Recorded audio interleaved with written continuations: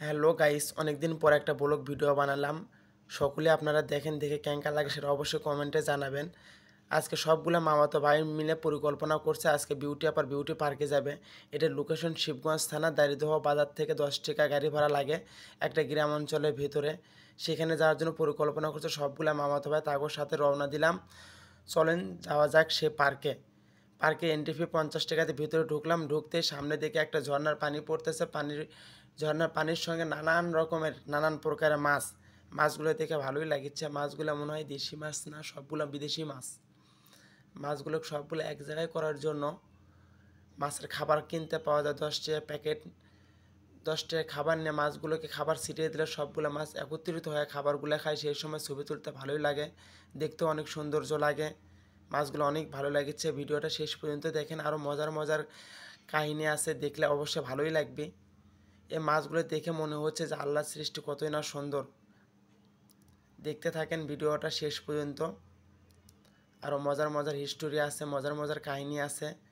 সেখানে বিউটি পার্কের জন্য রওনা দিলাম। এখানে ঝর্নার সাইডে একটা আবার আছে, উঁচু উপরে ওঠা লাগবে। হঠাৎ করে বেটা বায়না ধরলো, সে উঁচু পাহাড়ে উঠবে। কুলত করে নিয়ে উঠছে, সে চুল কুলত করে নিয়ে উঠপিলে সে চুল করছে আমি হাঁটে হাঁটে যাবো আব্বু। তাহলে যা, তুই হাঁটে হাঁটে যা। পিছন থেকে আমি ক্যামেরাতে ভিডিও করছি, ওর মা উপরে দাঁড়িয়ে আছে। সোল উপরে উঠেছে, দেখি উপরে উঠে পায় কি পায় না। যাই হোক, অনেক দূর পর্যন্তই গেছে, মাঝামাঝি পথেই গেছে। এখন ভাবিচ্ছে যদি তুই সোলটা পরে যায় অবশ্যই আহত হবি। না পারে নিচে না থাকে, সোলের কাছে কেন, সোলের কাছে যা, সোলটা কুলত করে নিয়ে যাওয়ার মায়ের কাছে দেন। মায়ের কাছে দিতে এপাশে একটা পরে যে ঘিন্নি খেলা আছে। হঠাৎ করে বেটা এখন করছে আব্বু আমি ওই ঘিন্নি খেলার চর্ম।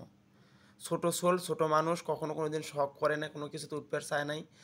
শোলক নিয়ে এই ঘিন্নিতে উঠলাম, তখন ভালোই লেগেছে। শোল তো সেই খুশি, শোল করছে আব্বু সরো আমি গাড়ি চলামো, এই গাড়ি আমি চলাম। শোলক দিনও সামনে চলা, তুই গাড়ি চলা। চতুর্মুখে খালি গোল খালি ঘুরিচ্ছে, খালি আমার তো মাথা টাথা ঘুরিচ্ছে। আমি তো আর থাকতে পারছি না, মনে হচ্ছে যে আর ওপরে লাফে মায় নাকি। যদি লাফ মায় তাহলে শোলটা কোনটা থাকবে, শোল তো আছেই ওই প্লেনের ওপরে।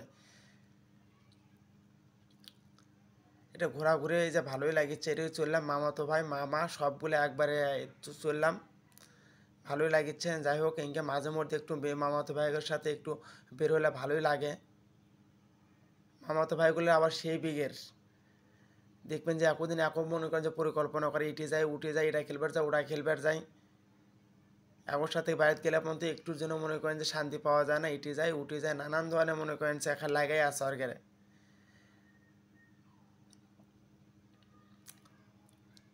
এই যে আমি এখন বসে আছি, ওই যে হঠাৎ করে ঘূর্ণি কমা আটকে গেলো। এখন করছে তোমরা নামো, তোমাকে খেলা শেষ। এই সাইড দিয়ে আবার এই যে ট্রেন গাড়ি আসছে। এখন বেটা আবার বায়না ধরছে আব্বু এই ট্রেন গাড়ি চলবে, ট্রেন গাড়ি। ওরে বাবা, মামাতো ভাই সাদ্দাত কুমার সামনে ট্রেন চলাচ্ছে, দেখে তো আশ্চর্য। নিচে মামাতো বোন জান্নাতি ভাসতে মিসবা। ট্রেনটা অনেক বড়, ভালোই লাগছে। ট্রেনও দেখি চরকির থেকে নামে ট্রেনে তো উঠবো না। কেউ দিকে মামাতো ভাই সাব্বির হাতত করে বুঝি কি নিয়ে এসেছে ব্যাগত করে। এটি বেটা হ্যান্ডেল ধরে বসে আছে। গাড়ি আজকে প্লেন আজকে না চালায় নাম বেলেই। ঠিক আছে বাবা, তুই প্লেন চালা, আমি তোর পিছনে মরে বসে আছি। সেই খুশি বেটা। তার একটু সাইডে এপাশে নাগরদোলা সাইডে ওই যে জিবরা টিবরা অনেক কিছুই ওই আঁকে উকে রাখছে, ভালোই লাগছে। গাছ গোছালি সাইডে চ্যাংরা চিংড়ি বসে থাকার জন্য ভালোই একটা করে সিনারি বানাচ্ছে। সাইডে একটা নদী এনে আবার আপনার এই যে স্পিড বোট মোটরে হাবি জাবি দিয়ে রাখছে। শেষ পর্যায়ে এগুলো দেখে দেখে সেই গরম লাগলো। পরে মামাতো ভাই হাকিম মুক্তের জজবাবু সাদ্দার সবগুলো নিয়ে গেলাম হচ্ছে সুইমিং পুলে, ওয়াটার পুলে। এটি এসে পানির মধ্যে নামলাম, সেই তারা খুশি। এই জিনিসটা দেখে ভালোই লাগছে। ছোটোবেলাত আমরা অনেকে এরকম পিছলে পিছলে খাচ্ছিল, আজকে যা দেখো ওই জায়গা তো এরকম ইয়ে।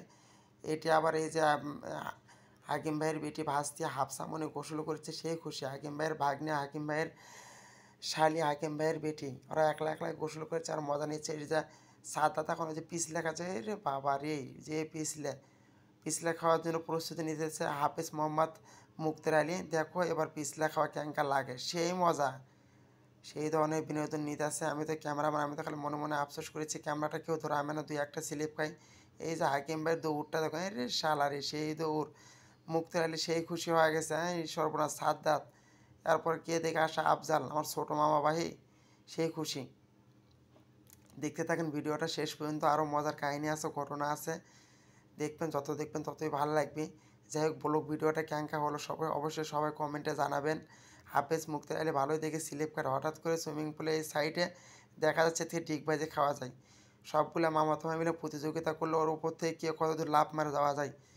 প্রথমে লাফ মারলো জজবাবু একটা ডিগবাজি খেয়ে ভালোই দূরে গেছে, ভালো মনে হয় মজাই লাগেছে, আবার উঠছে, আবার ডিগবাজি খাওয়ার জন্য, এবার উপরে উঠছে উল্টা থেকে ডিগবাজি খাওয়ার জন্য। দেখা যাক জজবাবু কী ডিগবাজি খায়। যাক অসাধারণ একটা ডিগবাজি খেয়েছে, ভালোই লাগলো।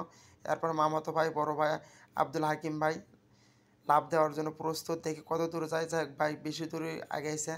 এরপর ছোটো ভাই সাদ্দাত আর একটু পিছিয়ে গেছে। এরপর হাফেজ মুক্তার আলী আবার গেছে লাফ মারার জন্য, দেখি মুক্তার আলী কত দূর যায়। মুক্তার আলী প্রস্তুতি নিতেছে, কত দূর যা পায় এড়িয়ে দেখা যাক।